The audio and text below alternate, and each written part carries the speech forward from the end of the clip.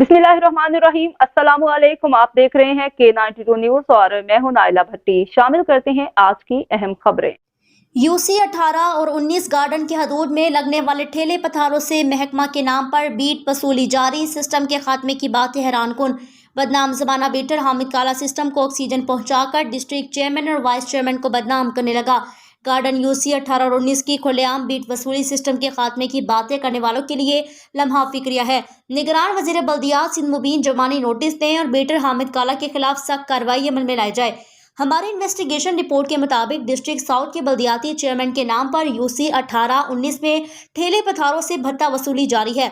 जराये का कहना है कि डीएमसी केएमसी के नाम पर ठेले पथारों से बीट वसूली करने वाला कोई और नहीं बल्कि महकमा का बदनुमा दाग हामिद काला मंजर आम पर आ गया। निगरान वजीर बल्दियात सिंध मुबीन जमानी इसकी तहकीकात करे, हामिद काला जैसे किरदार के खिलाफ कार्रवाई अमल में लाई जाए। जराये की जानिब से मौसूल होने वाले इंकशाफात में बताया जा रहा है कि गार्डन यूसी 18-19 ठेले पथारों से खुलेआम सिंध गवर्नमेंट के महकमों के नाम बीट वसूली की जा रही है। बाकायदा डिस्ट्रिक्ट चेयरमैन के नाम का बेदरेग इस्तेमाल किया जा रहा है। आपको बताएं कि बासोक जराये ने हमें बताया कि घिनौना धंधा अरसा दराज से जारी है, जिसमें हामिद काला का नाम नुमाया बताया जा रहा है।